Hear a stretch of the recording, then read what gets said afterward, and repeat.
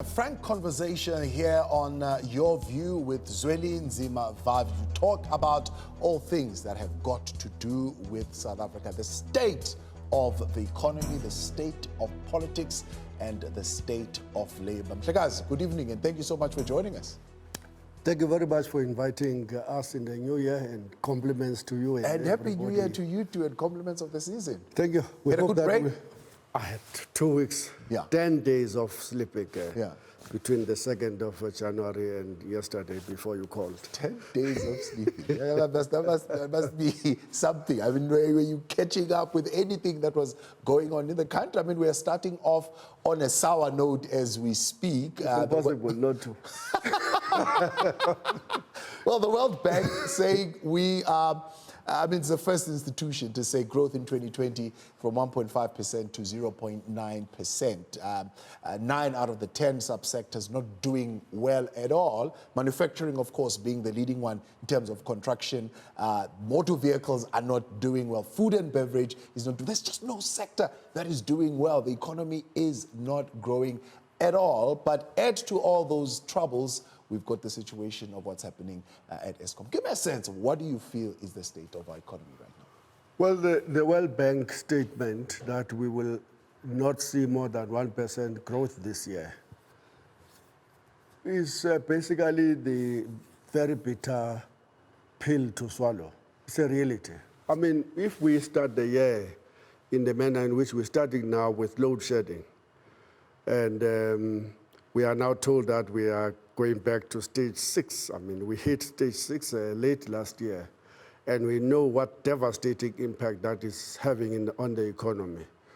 But if we are to go beyond that, as we were reading from News 24 reports, to something that we've not heard of before, stage 10, where we will see 10 hours of electricity switched off every day, then there will be nothing left. I mean, that 1% or less than 1% the World Bank was talking about will have to be revised to a recession.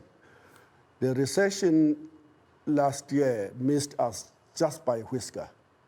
We started the year with a 3.2%. We reversed that in the next quarter. We went back to it, we reversed it, and I'm sure in the fourth quarter, because the fourth quarter always gives you an impression that the economy is on course, because every worker is spending their cents in the retail companies, and more people are being employed as casuals, and to meet the demands of massive flow into the malls by workers spending their 13th checks.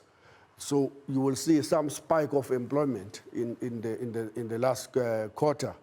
But overall, we're seeing the arrows facing one direction. More people are getting unemployed, now have reached 10.3 million, or 38.5%, if you count all discouraged workers who are no longer actively searching for employment opportunities. So what you are saying, your opening remarks, is just such a hard one to take, man. That's a sour one to swallow as we are starting the year. It's terrible. Speaking of stage 10 load shedding, I mean, were you surprised at all by the resignation of the chairperson, Thabo Mdluli, following, of course, Didi Mabuza's statement, the president coming to say, no, that's not true, and, of course, Kosatu coming out to say, no, we want the head of the minister as well? In South Africa, nobody resigns. So this was one of those rare occasions where somebody surprises you to say, I take responsibility, I'm going. We salute him for that.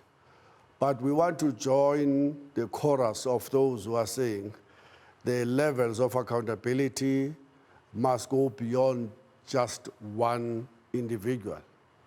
The chairperson was appointed, even though he says to us on TV, I don't know what I'm doing here. Yeah. I have no skills. When the president called me, I don't know why I'm here. I don't know why I'm here, right? I was fine where I was, making a lot of money. Hey, this is South Africa. Quite honestly, I don't need this job. I didn't ask for this thing. Yes. I have no skills, I have no experience, and but I'm both the chairperson and acting CEO. I'm also a service provider. Wow. All right. Yeah. I mean, it's a unique situation. That's why we have to say, no. The entire board have failed this country. The Minister of Public Enterprises have failed this country. The president himself, and please don't look at the president from the time he assumed the office of being the president. Yeah. Before that, he was the head of a task team appointed by the previous president. Is that why it was difficult for the president to admit that he was misled? Because how could he have been misled when, for the at least past 10 years, he has been sitting with this problem of a fleet at Eskom that is full of holes? Absolutely. Don't go just 10 years. Go back to 1997, when the Eskom management sends a memorandum to the president at that time, our beloved icon, and his deputy, our celebrated intellectual, to say, guys, you have to invest in the infrastructure of Eskom. It is aging. If you don't do that, in 10 years, we're telling you now, we will begin to see load shedding. They didn't move. You know why at that time? They had just announced in November, December 1995, a program to privatize. At that time, COSATU United, very strong, said no to that. We won some battles, we lost some battles. We lost the partial privatization of Telkom, we lost the partial privatization of the bus companies, and we lost the commercialization of everything, and we lost the battle that led to the closure of so many railway lines that used to connect rural areas to towns everywhere else in the country. We lost the whole battle around ensuring that the agriculture had the silos that it needed to have and the cooperatives to ensure that there is cooperation and there is food security. Yeah. We lost many battles, but at least we resisted the total privatization of Eskom, of SAA, and so forth and so forth. But 2002, we got hit by the first load shedding. Minister at that time is Alec Ewen. Remember a statement he made? Yeah, it was repeated by Xolani just moments ago. That apparently there was a screw that... It's laughable. These people are taking us for fools. Yeah. They said, no, there's a screw that just fell in some boiler. Yeah. I think it was in Quebec or something. Yeah. Up to today, no one was arrested, no charge was laid. Again, now on the 11th of December, the president repeats the same thing. That there was a tool that was messed around with. There's some interference. Yeah. And the next morning, workers in that plant says, hold on, we're not even aware of that. There was never any problem here. Yeah. And the president lied. We are seeing if history repeating itself. You're normally good at telling when a tsunami is about to hit. I think that's what you're famous for. You have predicted. Don't repeat that name, tsunami. But I want you so much in trouble with to watch what the minister at DMR had to say when he was asked following the resignation of Thabo Mdluli.